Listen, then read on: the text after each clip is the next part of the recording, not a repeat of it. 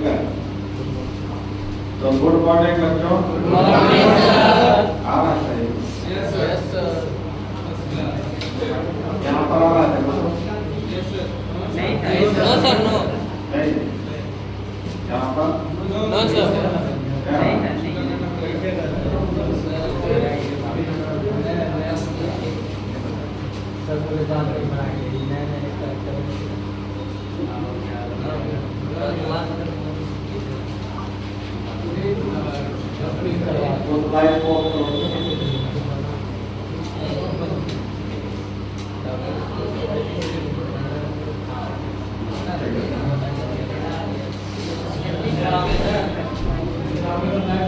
ठीक है, आप लोग कहाँ तक करेंगे दिखाओ तो।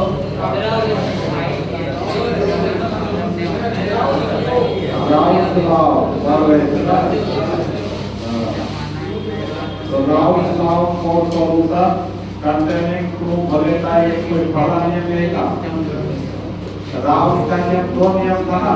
Yes sir. कैसे कैसे सॉल्यूशन मिले था? दो volatile liquid वाले सॉल्यूशन मिले था और दूसरा था नॉन volatile solid वाला सॉल्यूशन मिले था। तो पहला लॉ लिखो, round law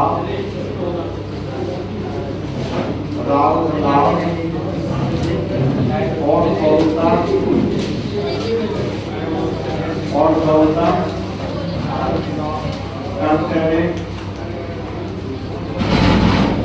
containing two volatile liquid, two volatile liquid। इसका हिंदी है दो वाष्पशील द्रवों वाले विलयन के लिए, दो वाष्पशील द्रवों वाले विलयन के लिए राउंड का नियम, राउंड का नियम ये तुम्हारा हिंदी है।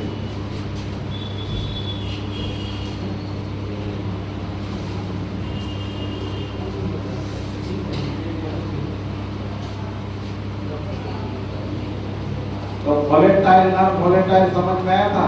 Yes sir. क्या होता है वोलेटाइल का मतलब? जिसका वाष्प बनता है, वेपर बनता है। और वाष्पशील दोनों क्या ले रहे हैं? लिक्विड ले रहे हैं, है ना? वाष्पशील तुम्हारा सॉलिड भी हो सकता है, लेकिन हम लोग को क्या पढ़ना है? लिक्विड वाला पढ़ना है। तो वोलेटाइल लिक्विड वाला पढ़ना है। हो गया? सब देखो। अब इस ऐसे सॉल्यूशन से संबंधित राउंड में क्या नियम दिया है, इसी को सीखना है। देखो पहले समझ लो। मान लेते हैं इस बर्तन में, इस कंटेनर में एक लिक्विड ए रखा हुआ है। क्या रखा हुआ है? ये लिक्विड। और ये क्लोज कंटेनर होगा तभी ना वेपर प्रेशर होगा। Yes sir. वेपर प्रेशर हम लोग सॉल्यूशन के लिए पढ़ रहे हैं। तो वेपर प्रेशर कैसे कंटेनर में होता है? तो बंद कर दिए। तो इस बर्तन में लिक्विड ए मान लिए। क्या मान लिया? Liquid A. तो लिक्विड ए का अणु होगा ना इसके सरफेस पर, होगा कि ना बोलो? तो चूंकि वोलेटाइल है तो इसका क्या बनेगा? ये वाष्प बनेगा। और ये तुम्हारा क्या है? वोलेटाइल,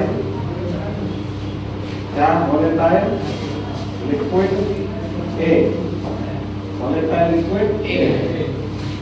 पर ये अभी केवल अकेला है तो शुद्ध न हो गया, प्योर लिक्विड हो गया। कैसा लिक्विड हुआ? तो प्योर लिक्विड का जो वेपर प्रेशर होता है उसको P नॉट ए लिखेंगे। क्या आया? Yes sir. पिछला क्लास में थे। तो यह लिक्विड का वेपर प्रेशर में वाष्प दाब बनेगा।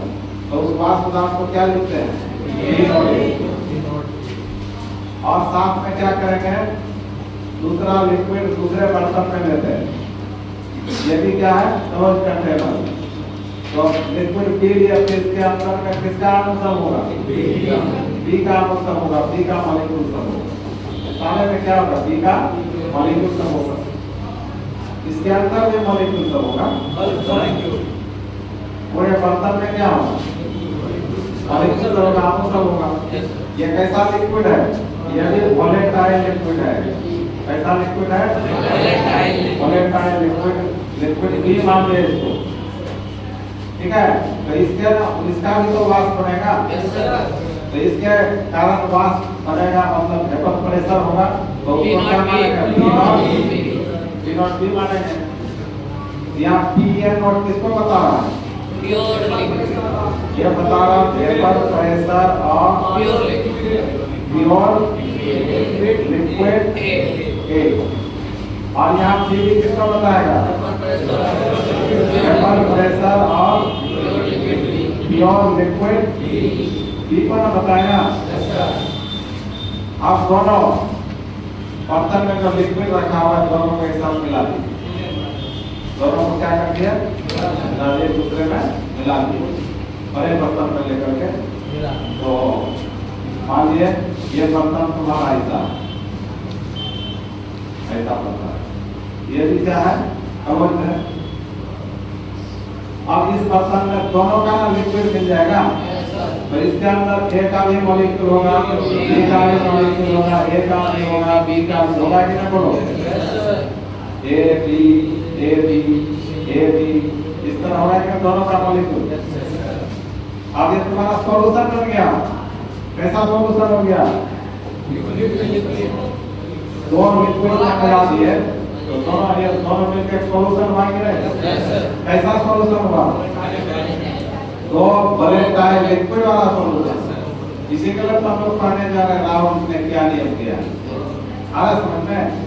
तो इसका भी तो क्या बनेगा? वेपर प्रेशर बनेगा कि नहीं? बोलिए। यहाँ पर दोनों का अणु सब होगा इस लिक्विड के अंदर, इस सॉल्यूशन के अंदर। A का भी मॉलिक्यूल होगा और B का भी मॉलिक्यूल होगा। तो अब यहाँ पर ये लिक्विड के कारण वेपर प्रेशर या Pn नॉट होगा? नहीं सर। होगा क्या? नहीं होगा। क्या नहीं होगा? अब ये प्योर नहीं है, मिला हुआ है। क्या है? मिला हुआ है। तो इसमें मिला हुआ है, तो यहाँ पर हम लोग P नॉट नहीं लिख सकते हैं। क्या बोले? P नॉट नहीं लिख सकते हैं। यहाँ केवल आपको P ये लिखना पड़ेगा। उसी तरह B लिक्विड का भी तो वेपर प्रेशर होगा, तो P नॉट होगा क्या? तो इसके कारण क्या होगा? Pb होगा। तो Pa और Pb को कहा जाएगा लिक्विड A का पार्शियल वेपर प्रेशर और लिक्विड B का पार्शियल वेपर प्रेशर। पार्शियल का मतलब होता है आंशिक दाब। पार्शियल क्या यूज हुआ? क्योंकि यहाँ A का जो वेपर प्रेशर होगा, A का जो वेपर प्रेशर होगा, इसके साथ B का भी कुछ ना कुछ वेपर प्रेशर रहेगा, काम करेगा। जैसे मान लीजिए अपने तुम सब बच्चे हो, तो इसका एक जगह देखा जाए इसका प्रेशर ये किसी पर कितना प्रेशर लगा सकता है, दोबारा में देखा जाए कितना प्रेशर, तो अपना अपना खास प्रेशर होगा, वो कहलाएगा प्योर वेपर प्रेशर। अब सब पर मिला के एक बड़े पत्थर को बोलेंगे हटाया, वह सबका प्रेशर कम करेगा ऐसा। तो उस समय इसका प्योर वेपर प्रेशर नहीं कहलाएगा, पार्शियल वेपर प्रेशर। सबका मिला जुला है तो क्या नाम दिया जाएगा? Partial vapour pressure. आज जब टोटल वेपर प्रेशर करेंगे तो सबको जोड़ लेना होगा। तो मतलब यहाँ सॉल्यूशन का जो टोटल वेपर प्रेशर होगा Pb, टोटल वेपर प्रेशर बराबर Pa प्लस क्या होगा? Pb। ये बात किसके अनुसार है? डाल्टन नामक वैज्ञानिक के अनुसार। किसके अनुसार? डाल्टन थ्योरी इसको कहा जाता है, डाल्टन थ्योरी। मतलब यहाँ सॉल्यूशन का टोटल वेपर प्रेशर किसके बराबर होगा? ये प्लस Pb के बराबर होगा। आ रहा समझ में? तो अब देखिए, तो ये सॉल्यूशन के लिए राउंड में क्या नियम दिया है? अब देखिए यहाँ पर लिक्विड A का पार्शियल वेपर प्रेशर क्या माने? लिक्विड बी का पार्शियल वेपर प्रेशर तो यहाँ लिक्विड ए का कुछ मात्रा कुछ मोल मिला होगा कि नहीं? तो उस मोल को मोल फ्रैक्शन के रूप में दिखाते हैं। तो ऐसे और बी का भी तो कुछ मोल होगा, कुछ मात्रा होगा बी लिक्विड का, उसको भी मोल फ्रैक्शन में दिखाते हैं। इसको क्या मानेंगे? एसबी। तो ये सॉल्यूशन के लिए हुआ। तो सॉल्यूशन में कितना कितना चीज हो रहा है देखो।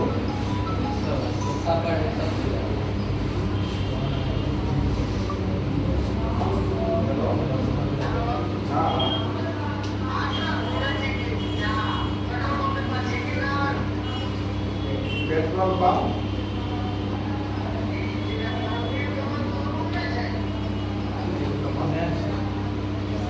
कहाँ पर आप है? नहीं वहाँ नहीं, आगे आइए। यहाँ दुर्गा स्थान है, दुर्गा स्थान गामी टोला चौक देखे हैं? गामी टोला चौक, तो गामी टोला चौक पर आइए।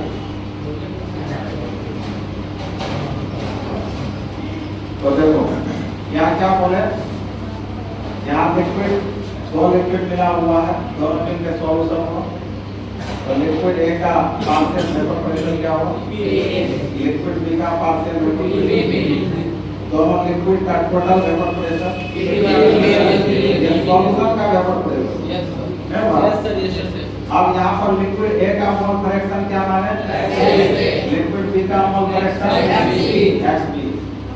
तो इसी के लिए राव ने नियम किया है, इसमें जो पीए है तो पीए समानुपाती बताया एक्स ए और पीबी समानुपाती बताया एक्स बी। समानुपाती है, क्या होगा? समानुपाती। तो ये पीए क्या चीज था बताओ? Partial vapour pressure of liquid A और एक्स ये क्या था? Mole fraction of liquid A. ये पीबी क्या था? Partial vapour pressure of liquid B और mole fraction of liquid liquid इतना समझ में आया? तो इसी बात को राव ने क्या बताया, सुनो। ये जो सॉल्यूशन है कैसा सॉल्यूशन है? दो वोलेटाइल लिक्विड वाला सॉल्यूशन। तो दो वोलेटाइल लिक्विड वाले सॉल्यूशन के लिए एक दिए गए टेम्परेचर पर, इस सॉल्यूशन का टेम्परेचर होगा ना, एक दिए गए टेम्परेचर पर लिक्विड में ये सॉल्यूशन में उपस्थित प्रत्येक कंपोनेंट का पार्शियल वेपर प्रेशर, ये प्रत्येक कंपोनेंट का पार्शियल वेपर प्रेशर है कि नहीं? प्रत्येक कंपोनेंट में दोनों लिक्विड ना हो गया? प्रत्येक कंपोनेंट का पार्शियल वेपर प्रेशर उस कंपोनेंट के मोल फ्रैक्शन का क्या होता है? तो शॉर्ट तरीका से ऐसे बोलो कि दो वाष्पशील द्रव्यों वाले विलयन के लिए, ठीक है, उसमें उपस्थित प्रत्येक कंपोनेंट का पार्शियल वेपर प्रेशर उस कंपोनेंट के मोल फ्रैक्शन का क्या होता है? यही अलाउड कर दिया। क्वेश्चन में भी पूछेगा, क्वेश्चन ये पूछेगा कि दो वाष्पशील द्रव्यों वाले विलयन के लिए रावल का नियम लिखें। ये क्वेश्चन हो गया तुम्हारा, एग्जाम में भी पूछेगा, ऐसे ही पूछेगा। दो वाष्पशील द्रव्यों वाले विलयन के लिए रावल का नियम लिखें। तो क्या लिखोगे? लिखना होगा एक दिए गए ताप पर, पहले क्या बोलोगे? जबकि सॉल्यूशन का कुछ ना कुछ टेम्परेचर होगा ना, तो एक दिए गए ताप पर दो वाष्पशील द्रव्यों वाले विलयन के लिए उसमें उपस्थित प्रत्येक कंपोनेंट का पार्शियल वेपर प्रेशर उस कंपोनेंट के मोल फ्रैक्शन का क्या होता है? यही है वास्तविक नियम किसका? रावल का। अब इसको आगे बढ़ाएंगे तो देखो क्या होगा। इसको आगे बढ़ाएंगे, आगे बढ़ाने के लिए क्या करना है? अब अभी क्या लिखा? पीए समानुपाती क्या था? और दूसरा पीबी समानुपाती क्या था? अब इस समानुपाती को हटाएंगे तो उसके बदले कांस्टेंट क्या होगा? तो कांस्टेंट ले लेंगे और डॉट क्या होगा, यहाँ भी क्या होगा, क्या होगा, x होगा। अब देखो, अब यहाँ पर यदि हम लोग मान लेते हैं कि लिक्विड ए, केवल लिक्विड ए के लिए मान लेते हैं, और लिक्विड ए बोल दिया तो प्योर ना हो गया, इसके साथ बी मिला हुआ, इसके साथ बी मिला हुआ नहीं है। तो लिक्विड ए के लिए यहाँ पर तुम्हारा एक बात हम लोग पढ़े थे, किसी सॉल्यूशन में मोल फ्रैक्शन का योग हमेशा कितना होता है, किसी सॉल्यूशन में मोल फ्रैक्शन का योग 1 होता है। इसमें XA प्लस XB बराबर कितना होगा, तो यहाँ से यदि हम लोग XB एक साइड कर लें तो 1 माइनस क्या होगा, XA होगा, या यहाँ से तुम्हारा XA बराबर 1 माइनस क्या होगा, XB होगा। इतना पढ़े हुए थे ना। अब देखो, जब लिक्विड A माने हैं तो इसका मोल फ्रैक्शन XA बराबर केवल 1 होगा और XB बराबर क्या होगा, 0। क्या कुछ समझ में आया? अभी हम लोग क्या माने हैं, क्या माने हैं, XA प्लस XB का मान कितना, तो इस बर्तन में तुम्हारा लिक्विड ये ही ना है केवल, B तो है नहीं, तो लिक्विड ये का है ना मोल फ्रैक्शन केवल होगा, और लिक्विड बी का मोल फ्रैक्शन 0 ना लेना होगा।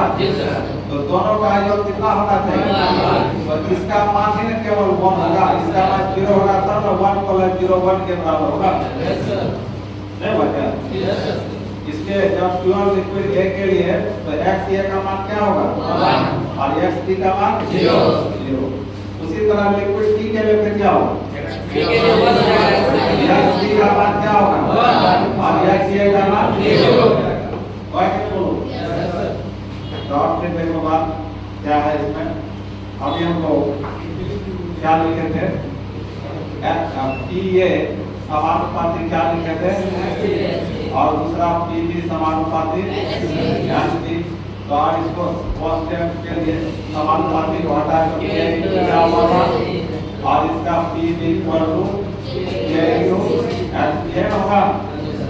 वही बोलो, अब प्योर लिक्विड के लिए और प्योर लिक्विड ए के लिए तो XA का मान कितना होगा, और XB का मान 0। इसी तरह इसमें आ जाइए, और प्योर लिक्विड B के लिए XB का मान, XA का मान 0, क्योंकि दोनों के लिए 1 होना चाहिए।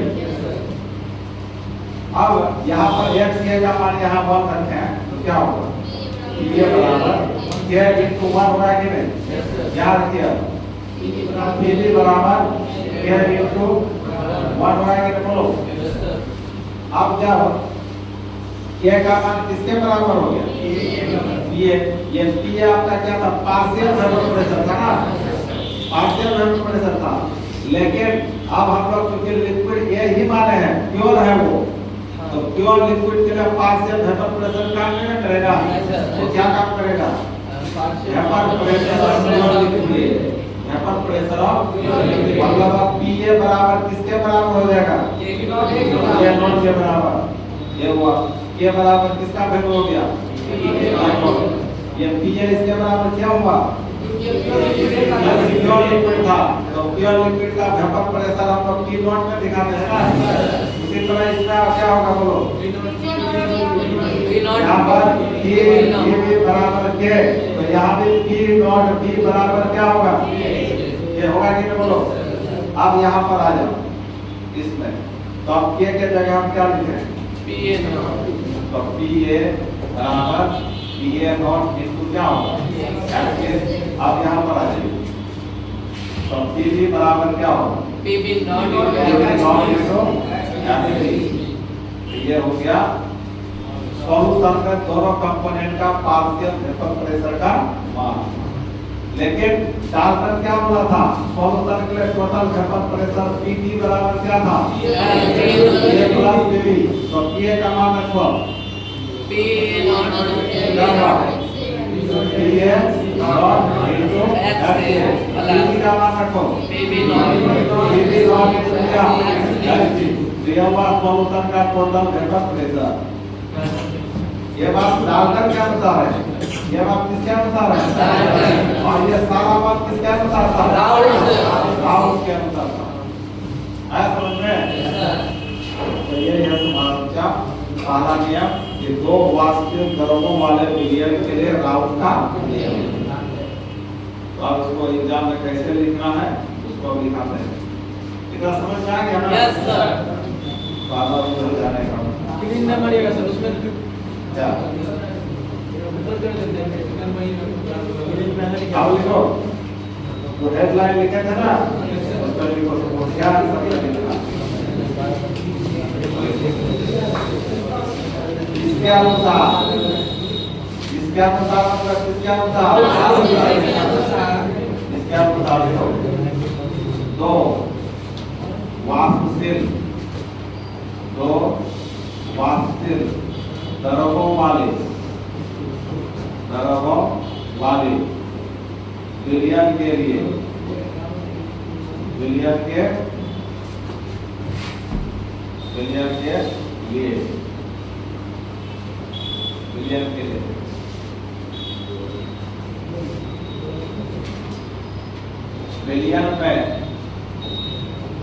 बिलियन पे उपस्थित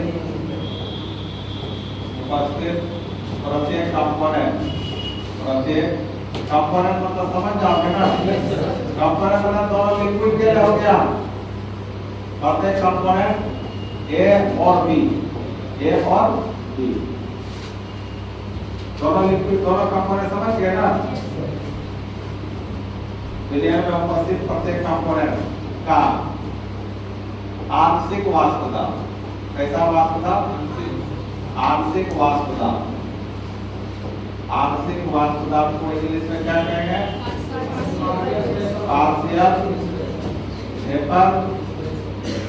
पार्शियल वेपर प्रेशर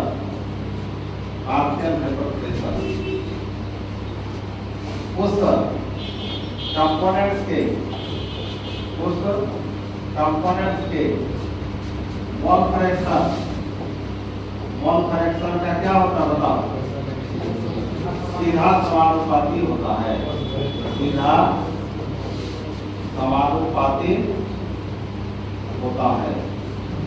सीधा समानुपाती होता है तो सेकंड में क्या लिखेंगे बच्चों बोलो तो पीए समानुपाती एच पीबी समानुपाती एच लिखेंगे अब इस प्रोपोर्शनल को हटा देंगे तो पीए इक्वल टू के इक्वल क्या होगा एच के एच पीबी इक्वल टू क्या होगा बोलो पीबी बराबर के इनटू एच पी होगा बताओ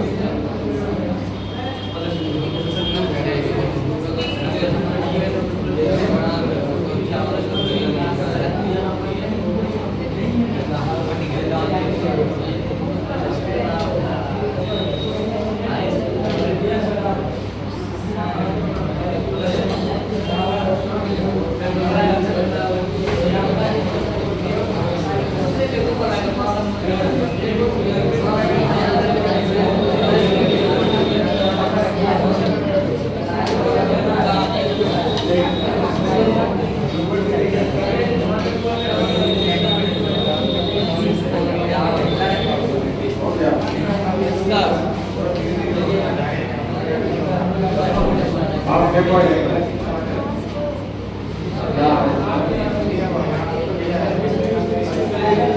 अब इसको अब क्या किया जाए बोलो तो? अब हम लोग क्या करेंगे इसमें और क्या लिखेंगे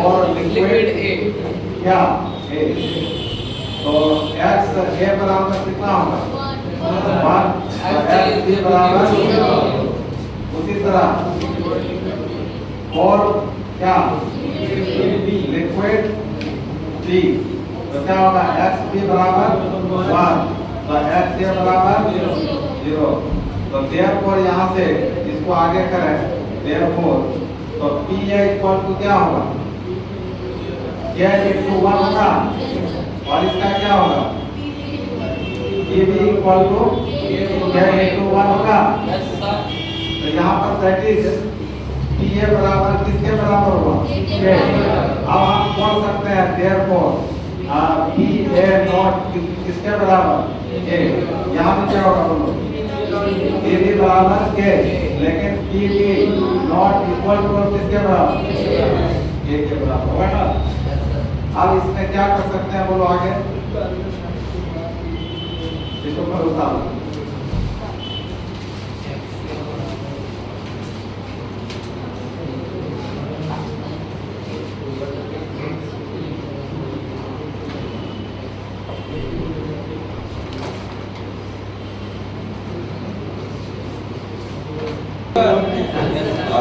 आप देखो अल्लाह देखो तो यहाँ पर देखो आप इसको अब क्या कर सकते हैं फाइनली इसमें बताओ अब तुम्हारा p a equal to p a naught into क्या होगा ऐसे होगा और इसमें फिर p b equal to p b naught into क्या होगा x b कहाँ से आया समझ में आया अब फिर क्या करना है अकॉर्डिंग टू डाल्टन तो क्या होगा टोटल वेपर प्रेशर पीटी का मतलब क्या होगा पीएफ प्लस क्या होगा बोलो ये आपका क्या है टोटल वेपर प्रेशर ऑफ क्या सॉल्यूशन का है ना तो आप यहाँ से therefore पीटी इक्वल टू क्या होगा पीए का मान पीएल नॉट इनटू क्या एचए और पीबी का मान पीबी नॉट इनटू क्या एचबी तो यही है आपका राउंड का नियम इसके आधार पर ये नियम निकला डाल्टन के आधार पर तो इतना ही एग्जाम में लिखना पड़ेगा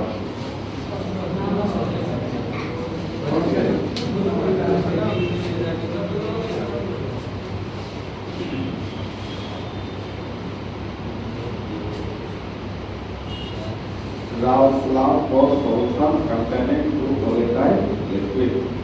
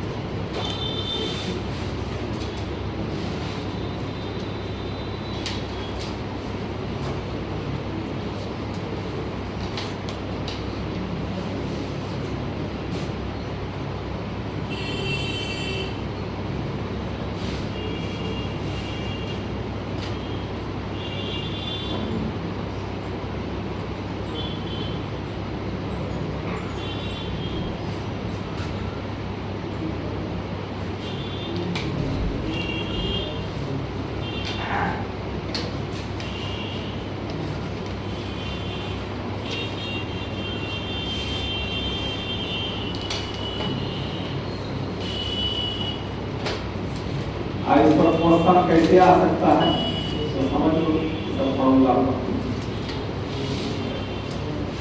तो फाइनली हम लोग यहाँ पर राउस का नियम जो पढ़े, राउस का नियम जो पढ़े, तो कैसे सॉल्यूशन के लिए पढ़े? लिक्विड वाला सॉल्यूशन के लिए पढ़े, है ना पढ़े? तो उस सॉल्यूशन में दो लिक्विड है, ये और बी। तो ये लिक्विड के लिए हुआ पार्शियल वेपर प्रेशर और ये बी लिक्विड के लिए हुआ पार्शियल वेपर प्रेशर। और सॉल्यूशन का वेपर प्रेशर क्या हुआ? ये सॉल्यूशन का वेपर प्रेशर है, समझ में? और इस पर क्वेश्चन कैसे आ सकता है तो देख लो।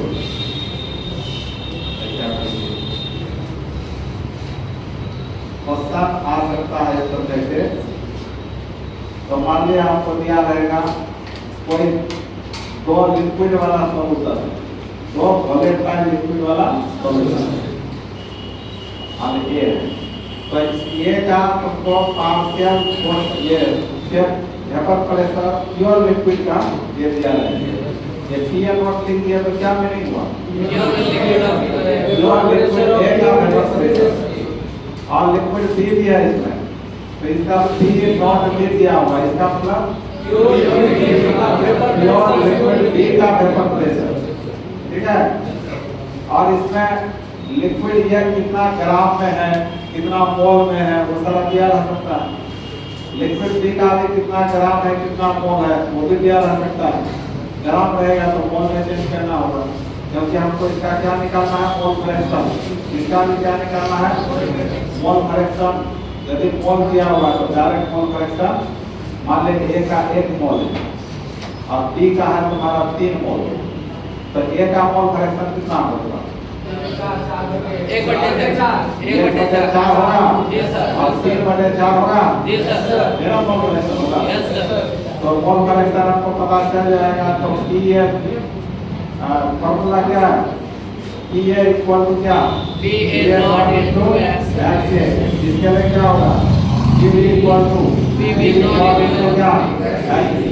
तो ये वैल्यू दिया हुआ है, ये दिया हुआ है, ये दिया हुआ है, तो ये पार्शियल वेपर प्रेशर नहीं निकलेगा। तो पूछेगा इस सॉल्यूशन में दोनों लिक्विड का पार्शियल वेपर प्रेशर आंशिक वाष्प पता है, इस फॉर्मूला से बन जाएगा। अब उसमें पूछेगा सॉल्यूशन का टोटल वेपर प्रेशर क्या होगा, तो इसको जोड़ना पड़ेगा, मतलब इसका मान और इसका मान जोड़ देना होगा। इसी तरह क्वेश्चन आ सकता है, इसका क्वेश्चन बना हुआ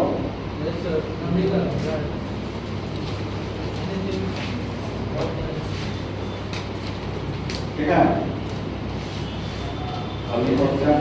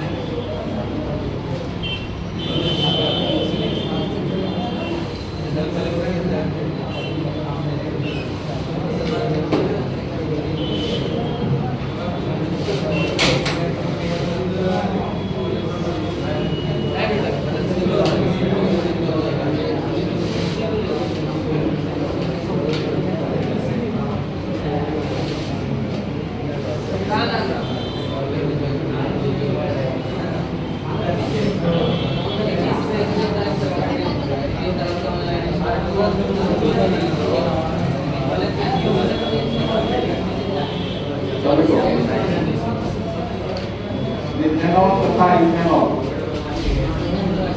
मिथेनॉल मिथेनॉल तथा इथेनॉल, मिथेनॉल तथा इथेनॉल क्या करके रहता है उसको?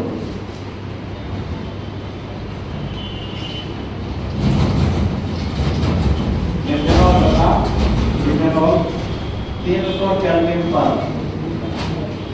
300 केल्विन पर आदर्श विलयन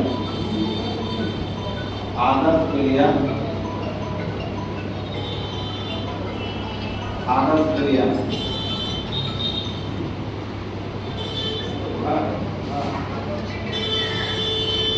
नीचे ऊपर आ जाइए, ऊपर आ जाइए, 3 मंजिला पर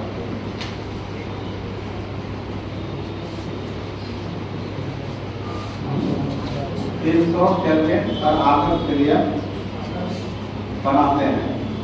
क्या करते हैं? बनाते हैं। बुकेट खोलो तो बच्चों, बुकेट खोलो, बनाते हैं। उसके बाद है 35 ग्राम मिथेनॉल। देखो मिथेनॉल का भार दिया हुआ है कितना ग्राम? मिथेनॉल का भार ग्राम में दिया हुआ है। मिथेनॉल 25 ग्राम मिथेनॉल तथा 23 ग्राम इथेनॉल को तथा 23 ग्राम इथेनॉल को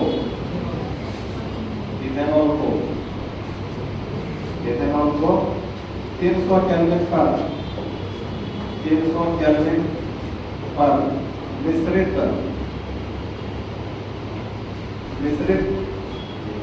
करके विलयन बनाया गया।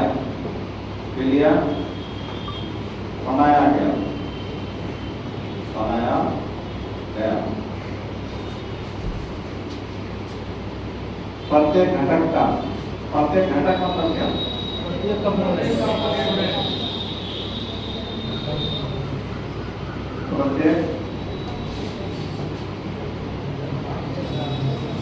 प्रत्येक घटक का आंशिक वाष्प दाब। समझ जाओगे? आंशिक वाष्प दाब मैंने क्या पूछ रहा है?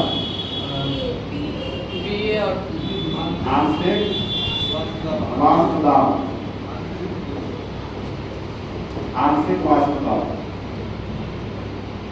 ठीक है। तथा विलयन का कुल दाब की गणना करें। तथा विलयन के कुल दाब की गणना बन जाएगा तुमसे। इसको बना करके लाना तुम लोग घर से ऊपर जैसा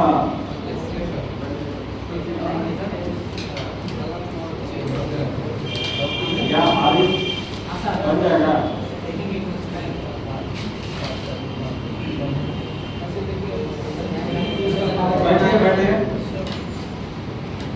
बैठने बोलो। Sit down.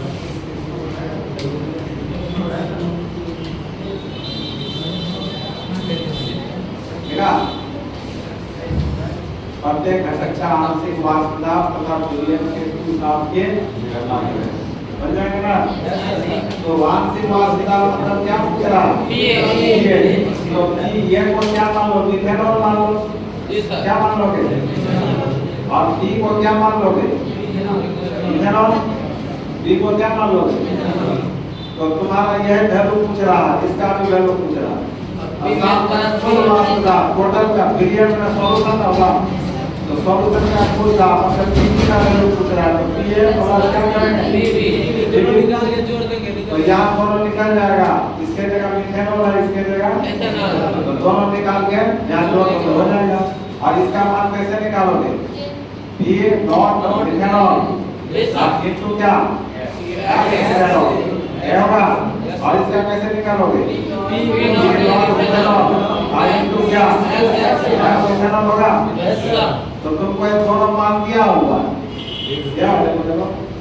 मिथेनॉल तथा इथेनॉल 300 केल्विन पर आदर्श विलयन बनाते हैं 32 ग्राम। तो सर वेट निकालना होगा सर, निकाल लेंगे। कैसे निकालेगा? और नीचे दिया हुआ है, नीचे दिया करना पड़ेगा।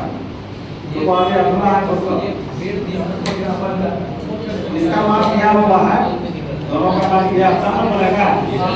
और इससे तो ग्राम से तुम बहुत तरह से निकाल लोगे। इसका ग्राम कितना है? 32 ग्राम। इसका ग्राम कितना है? 23 ग्राम। तो पॉली निकालने के लिए इसका मॉलिक्यूलर वेट मिथेनॉल का क्या सूत्र होता है? और इथेनॉल का क्या होता है? C2H5 लिख लो दोनों फॉर्मूला या लिख देते हैं अनुसार निकालना होगा। तो क्या करते हो क्वेश्चन के नीचे तुम क्या लिखोगे? क्वेश्चन के नीचे लिखोगे 300 केल्विन पर 300 केल्विन पर 300 केल्विन पर अब E नॉट इथेनॉल ये दिया हुआ है। इथेनॉल का सूत्र भी लिखा हुआ है। इथेनॉल का सूत्र तुमको दिया हुआ है C2H5 ON इसका मान दिया हुआ है और E नॉट मिथेनॉल का भी सूत्र दिया हुआ CH3 ON ये दोनों का मान दिया हुआ है। कितना कितना 90 और ये क्या होगा? इसका है 90 मिलीमीटर और इसका है 51 millimetre of Hg sir methanol ये वाला है नीचे वाला। हाँ ये मिथेनॉल क्या है? ये और ये क्या है? समझ जाएगा इसकी मात्रा का प्रेशर का मिलीमीटर ऑफ Hg को लेकर प्रेशर मापा जाता है। अब बन जाएगा बोलो आसान है दोस्तों। तुमको पहले इसमें ग्राम को किसमें बदलना होगा? और फ्रैक्शन में तब ये बनेगा। बना लोगे? Yes sir. इसका आंसर लिख लो सुन लो। कैसे जानोगे कि मेरा आंसर सही हो गया? देखोगे आंसर लिख लो नहीं लिखो कोई बात नहीं। सर बता दीजिए नहीं बनेगा तो। हाँ कल किससे में बनेगा? कल शाम से नेक्स्ट पढ़ता है बायोलॉजी मैं रिलेटेड बनेगा।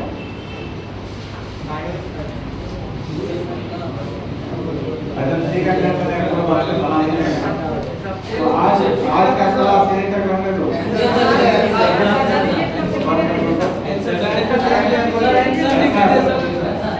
कैसा लिख लो इथेनॉल का आंसर था। इथेनॉल वाला जो होगा तुम्हारा मिथेनॉल का आंसर बना होगा 60 मिलीमीटर। आंसर में लिखना 60 मिलीमीटर ऑफ Hg और दूसरा होगा इथेनॉल वाला होगा 17 millimetre of Hg 17 millimetre of Hg।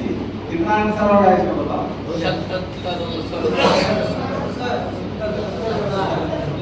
Last होगा 77 मिलीमीटर ऑफ ये तुम्हारा किसके लिए हुआ? इथेनॉल का। ये किसके लिए हुआ? ये सॉल्यूशन का हुआ। तो 3 आंसर आएगा तुम्हारा। समझ में आया?